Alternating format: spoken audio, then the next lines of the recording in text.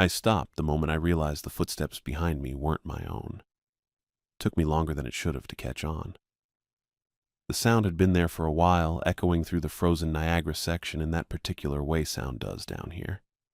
Bouncing off limestone walls, traveling through passages carved out over millions of years.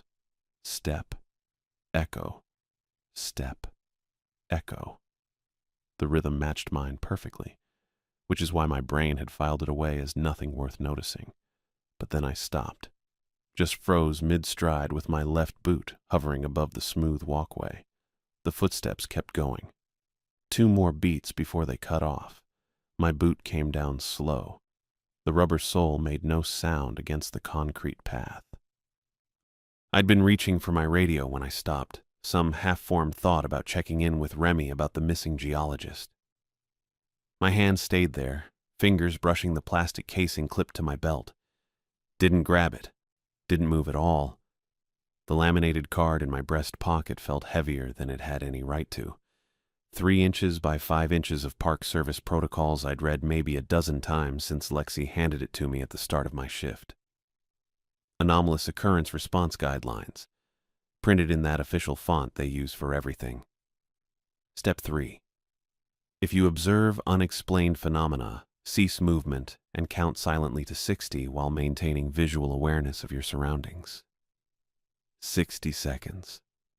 Hell of a long time to stand still in the dark. I started counting. 1, 2, 3. My flashlight beam cut through the blackness ahead, illuminating the calcite formations that gave this section its name. Frozen Niagara. Flowstone cascading down the chamber wall in ripples and waves, pale orange and cream-colored, looking exactly like a waterfall caught mid-pour and turned to stone. I'd walked past it maybe 1,000 times, given the tour spiel about how each layer represented centuries of mineral deposits, how the iron oxide created those rust-colored streaks. 14, 15, 16. The beam wasn't steady. My hand had developed a tremor I couldn't quite control, making shadows jump and shift across the ancient rock. I tightened my grip on the flashlight. Didn't help. 3 years of night shifts at Mammoth Cave National Park had made me comfortable in the underground darkness. More comfortable than I'd ever been in open spaces, if I'm being honest. Down here, the world had boundaries. Walls you could touch, ceilings mapped and measured. No surprises, just geology doing what geology does. Slow, predictable, patient. 28, 29.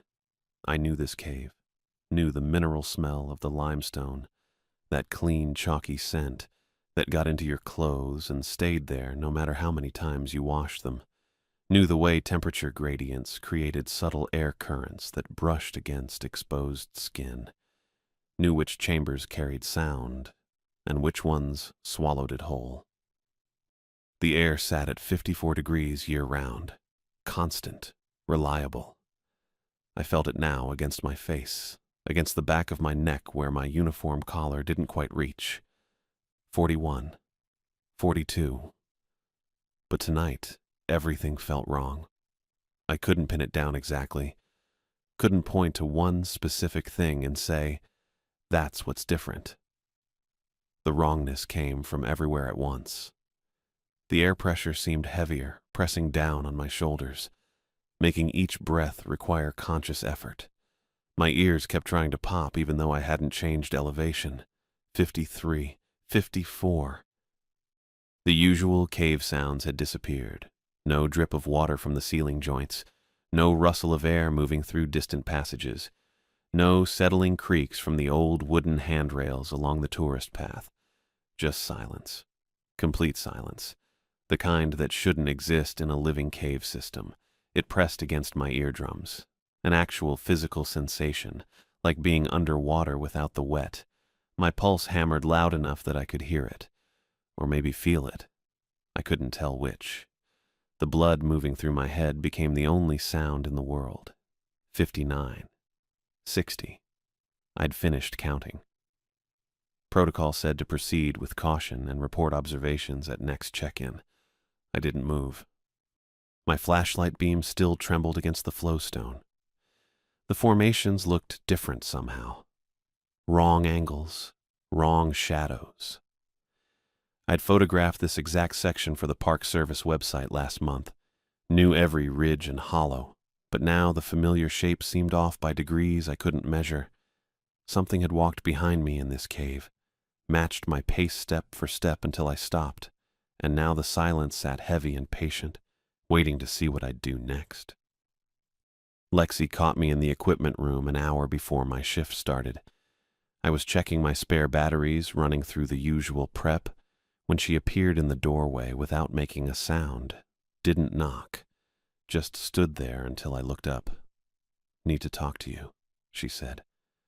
Her voice had that careful flatness she used when something was wrong, but she didn't want to spook anyone. I'd heard it twice before. Once when a tourist had a heart attack on the Grand Avenue tour, once when a sinkhole opened up near the historic entrance, and we had to reroute everything for a week. I set down the battery pack. "What's going on?" She glanced behind her into the hallway, then stepped inside and pulled the door mostly closed, left it open maybe 3 inches. The overhead fluorescent made her face look older than usual, deepened the lines around her mouth. "Albert Hernandez is missing." Took me a second to place the name. "The geologist? University of Kentucky guy?" "That's him." She folded her arms across her chest, then unfolded them. Her fingers went to the watch band on her left wrist, twisted it halfway around. He had permission to survey the mapped sections near Cleveland Avenue. That was it. Just Cleveland. I waited. "Found his vehicle in the lot this morning. Been there since Wednesday night." She paused. "Today's Friday." 2 days. Nobody stays underground for 2 days, not on a single-day permit. Not without checking in. "He go off route?" Lexi's jaw tightened. "We think he accessed one of the unauthorized passages, near the old exploratory tunnels past Bottomless Pit. The park had miles of unmapped cave, passages that didn't make it onto the tour routes, sections too unstable or too dangerous, or just too far off the main network to bother with. We had them flagged in the system, marked with orange tape and warning signs. Anyone with proper credentials knew to stay clear unless they had specific authorization and a safety team. He go in alone? Yes. Stupid. That was just stupid. First rule of cave work. Never solo in unmapped territory. Lexi reached into her shirt pocket and pulled out a laminated card. 3 by 5 inches, the kind we used for emergency contact information. She held it between both hands for a moment, thumb rubbing across the plastic surface. "There's protocols," she said, "for certain sections of the cave." Her hands weren't steady. I'd known Lexi for 3 years, worked under her supervision on everything from routine maintenance to actual emergencies, and I'd never seen her hands shake. She stepped closer and pressed the card into my palm. Her fingers were cold. "These date back a long time, before I started here, before the superintendent before me started here." She released the card but didn't step back. "You follow them exactly. Don't improvise, don't second guess, just follow them." I looked down at the card. The text was printed in small block letters, single-spaced, numbered 1 through 8. The lamination was yellowed at the edges, scratched from years of handling. "What is this?" "Rules." She finally stepped back, put her hand on the doorframe. "For working night shifts in the deeper sections." I scanned the first few lines. "Never speak aloud in Echo River Passage after midnight.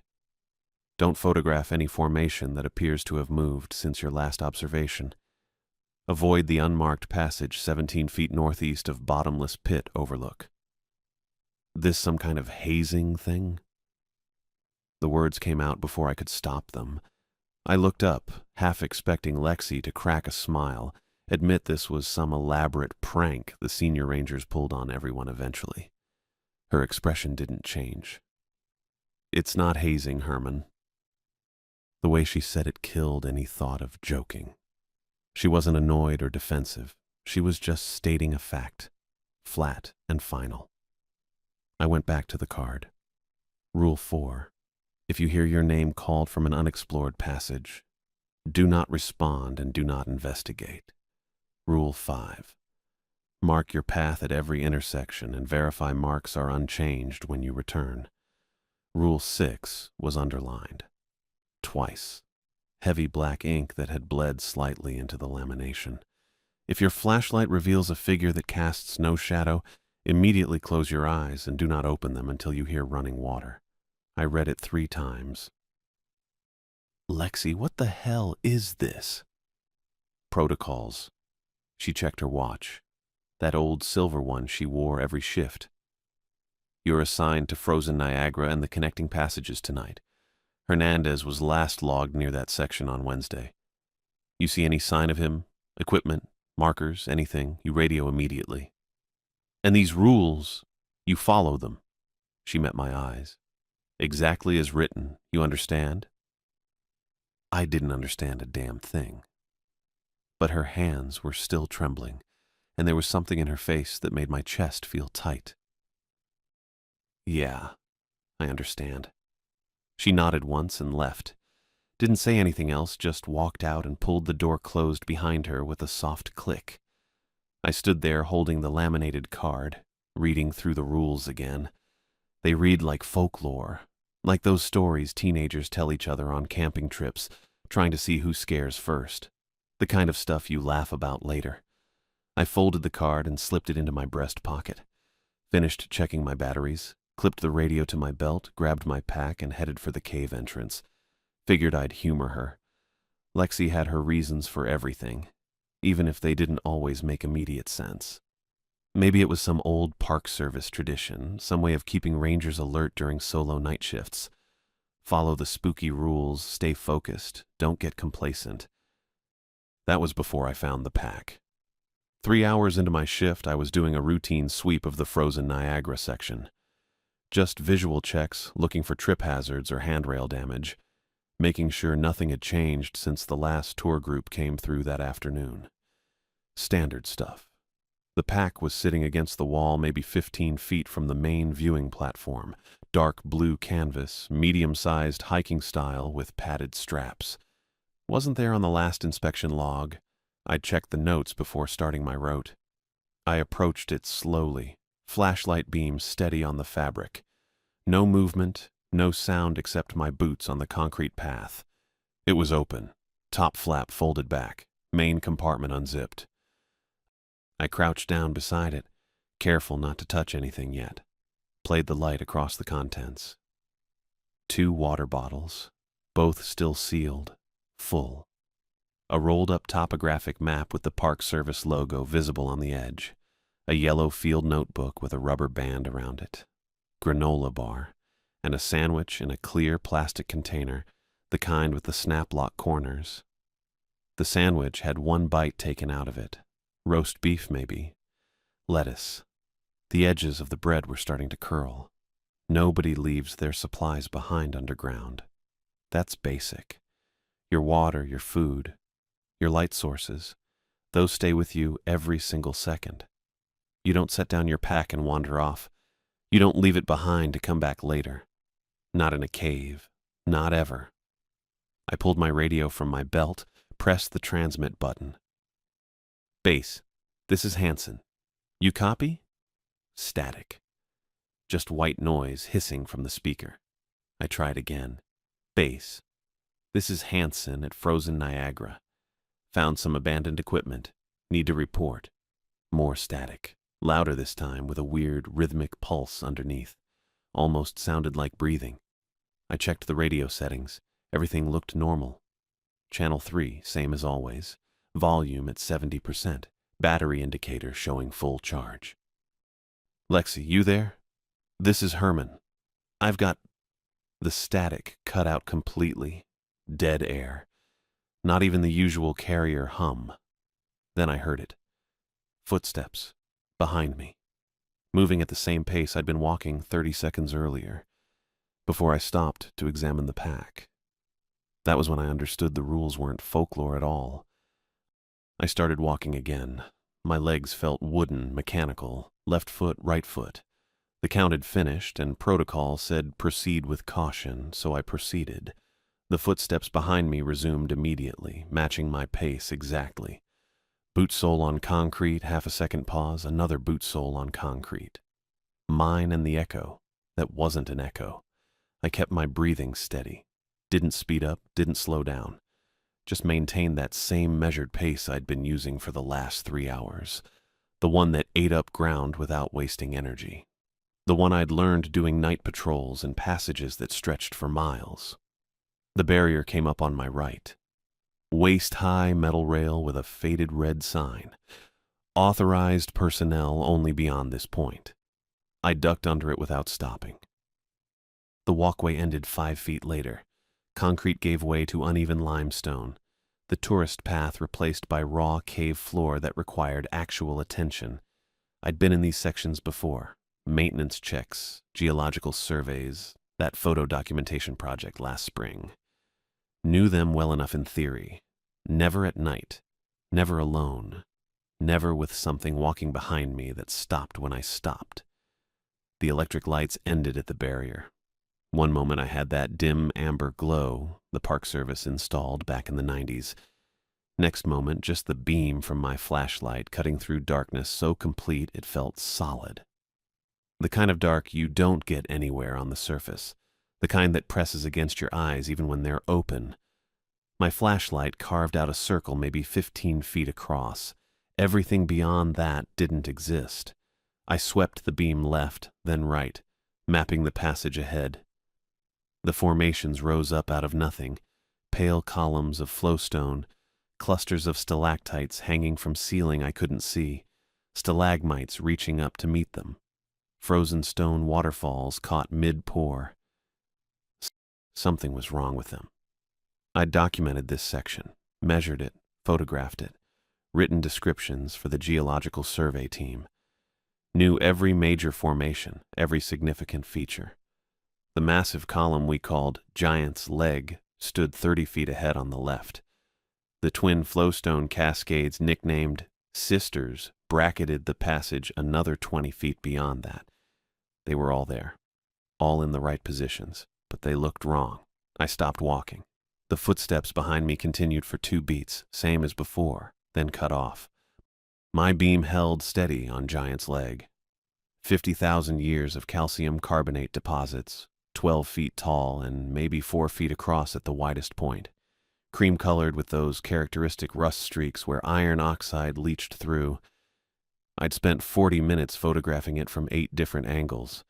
The stalactites above it were leaning, not much. Maybe 5 degrees off vertical. But stalactites don't lean. They grow straight down, pulled by gravity, dripping calcite following the same path for centuries. Physics doesn't allow for angles. I moved the beam. The sisters came into view, those twin flowstone formations with their rippled surfaces catching the light. They glistened.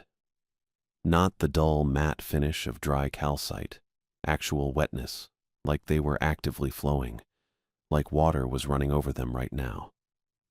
The cave was 54 degrees year-round. Humidity ran around 90%.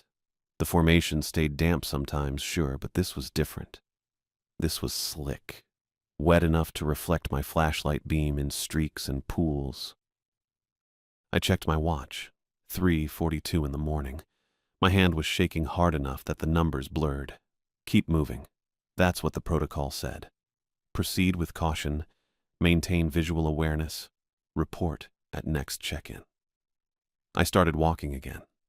Picked my way over the uneven floor, boots finding purchase on stone worn smooth by ancient water flow. The passage narrowed ahead, ceiling dropping from maybe 20 feet to 8 or 9. My flashlight beam swept across formations that all looked slightly wrong. Angles that shouldn't exist. Surfaces too wet or too dry. Shadows falling in directions that didn't match my light source. The footsteps kept pace behind me, steady, relentless. Same rhythm as mine. Then I heard my name. Herman. It came from my left, a side passage I'd marked on survey maps as Unexplored Junction 7, 30 feet deep, dead-ended in a collapse not worth full documentation. The voice drifted out of that darkness like smoke. My mother's voice. Not similar to it. Not reminiscent of it. Her voice exactly. The same slight hoarseness she'd developed the last 2 years. The same Kentucky Hills accent she'd never lost despite 40 years in Bowling Green. The way she'd said my name 10,000 times. Herman, dinner's ready. Herman, your father called. Herman, the doctor wants to see us again. I stopped walking. Couldn't help it. The footsteps behind me continued for 2 beats, then stopped. Herman, honey. My hands locked on the flashlight. The beam jerked right away from the passage, throwing wild shadows across the main tunnel. My breath came short and fast. Dawn Hansen had died 6 years ago last March. Pancreatic cancer, stage 4, 8 months from diagnosis to funeral. I'd held her hand in the hospice room while she slipped away, felt her pulse fade under my fingers, watched her chest stop moving. Herman, I need you to come here.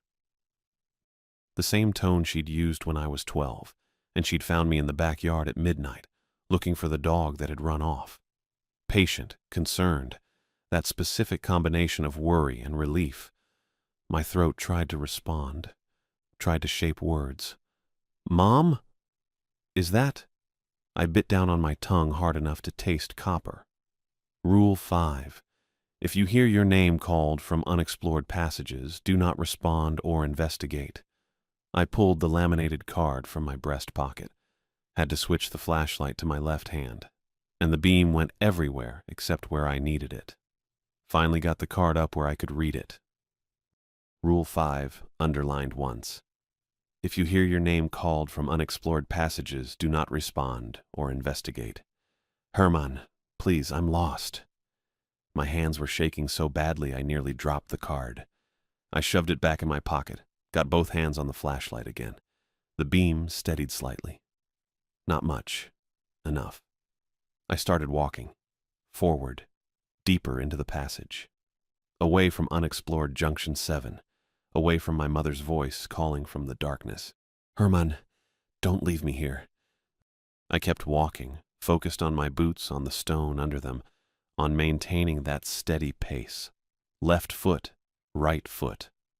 The footsteps behind me resumed their rhythm. Herman! Louder now.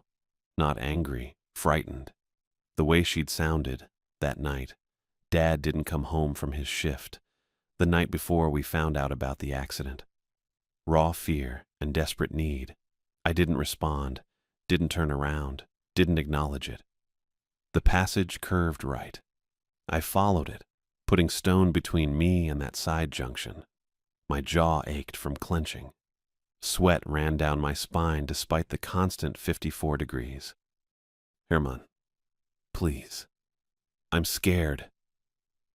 The voice faded as I moved deeper, not cutting off suddenly, just growing distant.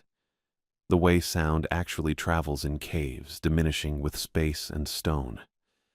I kept walking. The formations pressed in on both sides now, narrowing the passage to maybe 4 feet across. My flashlight beam showed more wrongness ahead. Stalactites that curved like reaching fingers, flowstone that seemed to pulse in the shifting light. Behind me, the footsteps matched my pace. And farther back, growing fainter with each step I took, my mother's voice called my name into darkness that swallowed the sound completely. I didn't stop, didn't respond, didn't acknowledge what I'd heard. I just kept walking forward into the cave. The passage widened after another 100 feet or so, opening into a chamber I recognized from survey maps as the approach to bottomless pit. My flashlight swept across familiar formations. The leaning tower on my left, cathedral spires clustered on my right, everything in its proper place. The footsteps behind me maintained their rhythm. I'd stopped hearing my mother's voice maybe 10 minutes back. The silence had returned, that same heavy pressure pushing against my eardrums, just my boots on stone and the matching footsteps following at that precise half-second delay. The bottomless pit barrier came into view, another waist-high rail with warning signs about the 105-foot drop. I'd been down there once on rappel for a structural assessment. Nothing at the bottom but breakdown boulders and standing water. I stopped 6 feet from the barrier.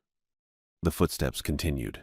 2 beats. Stopped. My hands had stopped shaking somewhere back in the narrow passage. Funny what you get used to. Terror wears grooves in you, finds its level. I was breathing steady, pulse elevated but controlled. Just another night shift in Mammoth Cave. The unmarked passage was supposed to be 17 feet northeast of the overlook. Rule number 3 on Lexi's card. I pulled out my compass, watched the needle settle, and traced the angle with my flashlight beam. There. A crack in the limestone, maybe 3 feet wide at the base, tapering as it rose. I'd walked past this section during last spring's photo project and never noticed it. The kind of feature that shouldn't exist. My eyes wanted to slide right over it, focus on anything else. I approached slow, keeping my flashlight trained on the opening. Cold air exhaled from the crack. Not the cave's normal 54 degrees. This was colder, the kind of chill that came from deep earth, where the temperature dropped with every 100 feet of depth. It hit my face, and I tasted copper on the back of my tongue. Pennies left in your mouth too long. And underneath that, something organic. Not decay exactly. Something living, but wrong. The smell of an infected wound before you clean it. I stopped at the crack's entrance, played my light across the interior. The passage extended back farther than my beam could reach, narrow walls pressing close. Flowstone formations caught the light, wet, glistening. Wrong angles again. Stalactites that curved when they should have hung straight. And there, maybe 5 feet inside, a dark blue shape against the pale limestone. Hernandez's notebook. Same yellow field notebook I'd seen in his pack back at frozen Niagara. But the rubber band was gone. The notebook lay open. Pages spread against the cave floor. I glanced behind me. Nothing but darkness beyond my flashlight's reach. The footsteps had stopped when I stopped. Everything waited. The protocol card didn't say anything about unmarked passages, just told me to avoid them. But Hernandez had been in there, and Lexi needed to know what happened to him. I edged into the crack sideways, pack scraping against limestone. The cold intensified, raising goose flesh on my arms under the uniform sleeves. That copper and rot smell got stronger. 3 steps brought me to the notebook. I crouched, knees protesting, and picked it up with my free hand. The pages were covered in sketches, frantic pencil work, lines gouged deep enough to tear through in places. I recognized Hernandez's handwriting from requisition forms, same tight, cramped letters, but the usual precision was gone. These notes sprawled and jumped, words running together. The sketches showed something tall, thin. I tilted the notebook, trying to make sense of the proportions. Human-shaped, maybe, but the limbs had too many joints. Elbows where there shouldn't be elbows. Knees that bent backward.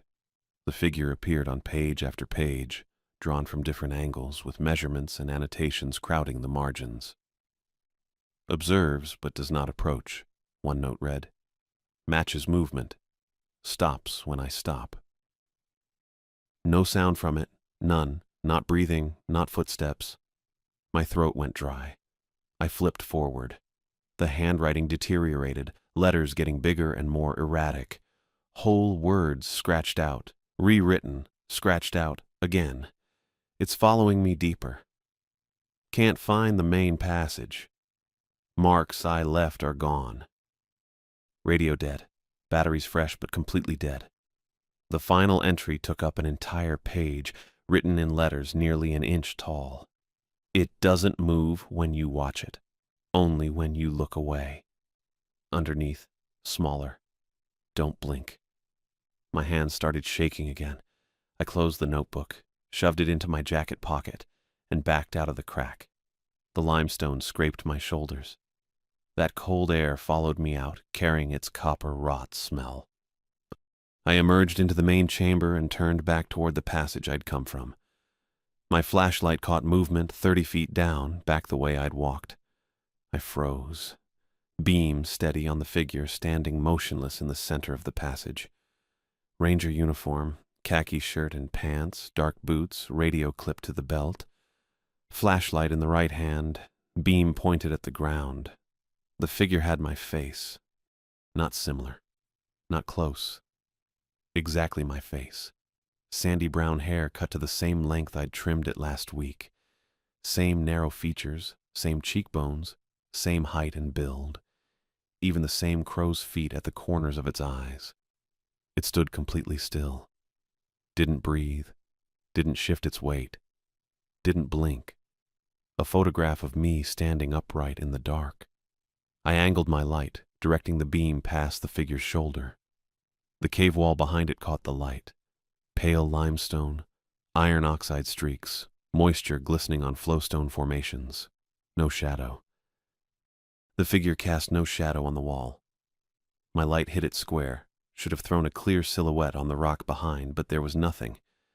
Just the figure standing in my beam, absorbing the light, casting nothing back.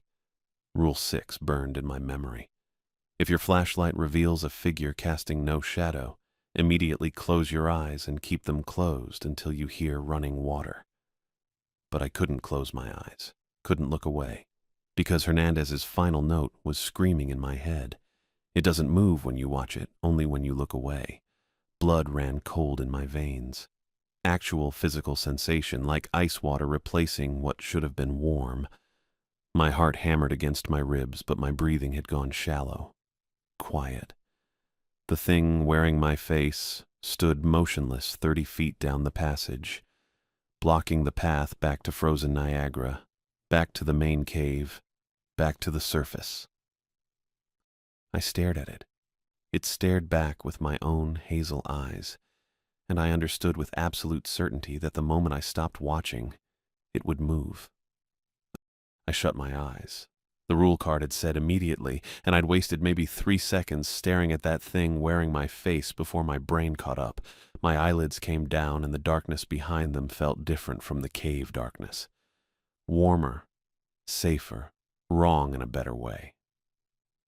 Rule 6. Close your eyes and keep them closed until you hear running water. I stood there with my eyes squeezed shut and my flashlight still gripped in my right hand, beam pointed somewhere toward the cave floor. My left hand had gone to my chest, pressing against the breast pocket where the laminated card sat. My pulse hammered against my palm through the fabric. I strained to hear water, any water, dripping, trickling, the slow seep-through limestone that made the formations grow. The cave had been silent before, that wrong, pressed-down silence that started back in frozen Niagara. But now I needed sound. Needed it the way I'd needed air that time in the crawl space past Gothic Avenue, when my pack got wedged and I couldn't move forward or back for maybe 20 seconds that felt like 20 minutes. Nothing. Just silence pressing against my eardrums. My breathing sounded too loud. Each inhale scraped down my throat. Each exhale came back at me from the cave walls, or maybe from something standing 30 feet away that didn't breathe, didn't blink, didn't cast a shadow when light hit it straight on. I kept my eyes closed. The darkness behind my eyelids started doing that thing where you see shapes that aren't there. Phosphenes, the Park Service medical training called them. Little bursts of color and light from your optic nerve firing random signals. I saw green spirals, orange dots, a white flash that looked almost like a face. I kept my eyes closed. My legs wanted to move, back away from where I'd seen the figure, or forward past it, or sideways into the unmarked passage where I'd found Hernandez's notebook, anywhere but standing still.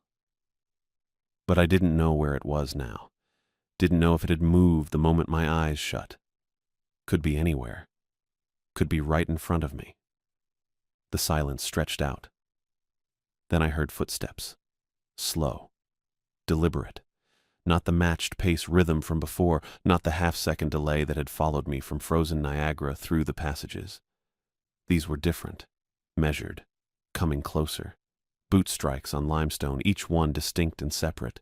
The sound came from directly ahead, from where the figure had been standing. I kept my eyes closed and my flashlight pointed down, and my breathing as quiet as I could manage. The footsteps continued. 5 strikes. 6. 7. Getting closer. Then my own voice said, "Why won't you look?" My jaw clenched hard enough to make my teeth ache. The voice came from maybe 15 feet away, maybe less. Same tone I used for radio checks. Same slight Kentucky accent that got stronger when I was tired. Same everything. "It'll be quick," the voice said. My voice. "I promise." The footsteps kept coming. 8, 9, 10. I wanted to open my eyes. The urge hit me like a physical thing, an itch behind my eyelids that built with each passing second. Every instinct screamed that I needed to see, needed to know where it was, needed to watch it, because Hernandez's note had said it only moved when you looked away, and I wasn't looking, and I kept my eyes closed. The footsteps came closer. 11, 12. I tried counting them to keep my mind on something concrete, something I could measure and track. Tried to estimate distance. Each boot strike maybe 2 feet of forward movement. 30 feet to start. 12 steps would be 24 feet. It was 6 feet away. 13, 14, 4 feet. I still couldn't hear water. The cave gave me nothing but those approaching footsteps and that voice wearing my accent, my tone, my vocal cords wrapped around words I hadn't spoken. 15. The footsteps stopped. My heart slammed against my ribs hard enough that I felt it in my throat. I stood there with my eyes closed and my flashlight pointed at the ground, and my left hand pressed against my chest, and tried not to think about how close it was. Tried not to picture it standing right in front of me, that figure with my face and my uniform and no shadow, close enough to touch. Something moved in the air near my face. A displacement, a shift in pressure, the way the air feels when someone leans in close. Then I felt breath on my skin, cold, stale, like air from a passage that hadn't had circulation in decades, that had been sitting still and growing old in the dark. It washed across my face from my forehead down to my chin, steady and rhythmic. In and out, in and out. But the thing in front of me didn't breathe. Hernandez's notes had said so. No sound from it, none. Not breathing, not footsteps. I was hearing footsteps, feeling breath. It was using my own sounds against me, my own breathing pattern, the rhythm I'd established walking through the passages for the last 3 hours. The breath came again, cold against my closed eyelids, inches away, close enough that if I reached out, I'd touch it, close enough that it could reach out and touch me. I kept my eyes closed and listened for water and heard nothing but that terrible, steady breathing that shouldn't exist. My hand tightened on the flashlight grip. The metal dug into my palm. I focused on that. The physical sensation, the realness of it. Standard Park Service 6-cell Maglite, 2 pounds of aluminum and batteries and bulb. I'd replaced the batteries at the start of shift, checked the beam twice. The breathing continued. Then, under it, behind it, so faint I almost missed it, I caught something else. Water, distant, barely audible, a trickling sound somewhere to my right, thin and steady, not the heavy flow of an underground stream, just a trickle. Could be condensation running down a wall, could be a small seep, could be Echo River, which ran through the lower passages and came close to this section near the junction with the historic route. I held still and listened harder, trying to separate that tiny water sound from the breathing in my face. There, to my right, maybe 20 feet away, maybe more. Definitely water moving over stone. The rule had said keep your eyes closed until you hear running water. It hadn't said anything about what to do after that. Hadn't given me next steps, but I knew the cave. Knew that if Echo River was to my right, the historic entrance was upstream. Knew the passages well enough that I could navigate them in the dark if I had to. Had done it before during a power outage 2 years back when the generator failed and all the electric lights went out at once. I'd never done it with my eyes deliberately closed. Never done it with something breathing on my face that shouldn't be breathing at all. I took a step to the right. My boot came down on uneven limestone. I kept my eyes closed and my flashlight pointed down and took another step, angling toward where I'd heard the water. The breathing followed me. I heard it move through the air beside my head, maintaining that same close distance. But the footsteps didn't resume. Whatever it was, however it was moving, it did it silently now.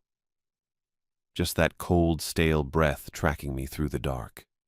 I took another step and my knuckles scraped against limestone on my right side, the passage wall. I used it as a guide, keeping my hand against the stone and shuffling forward with small, careful steps. My left boot hit a raised formation, and I stumbled, catching myself against the wall. The breathing stayed with me, close enough to feel, close enough that the coldness of it made my skin prickle. I kept moving toward the water sound. It grew slightly louder, still faint, still easy to miss under the breathing and my own footfalls, but definitely getting closer. My hand scraped over rough calcite formations. Flowstone, probably. The kind that built up in layers over centuries. Sharp enough to tear skin if you weren't careful. Something caught my boot and I went down hard on one knee. The impact jolted through my leg. I kept my eyes closed and pushed myself back upright, using the wall for support. The flashlight beam swung wild. I felt the weight shift in my hand, but I didn't open my eyes to see where it pointed. The breathing moved around to my other side now. I felt it near my left ear. Still that same cold staleness. I kept going. The water sound grew louder. Definitely Echo River. I recognized the particular echo pattern it made in the lower passages, the way the sound bounced off formations and came back layered and complex. My right hand scraped over a sharp edge and I felt skin tear. Warm blood welled up across my palm. I didn't stop, just kept my bleeding hand against the stone and kept shuffling forward with my eyes closed.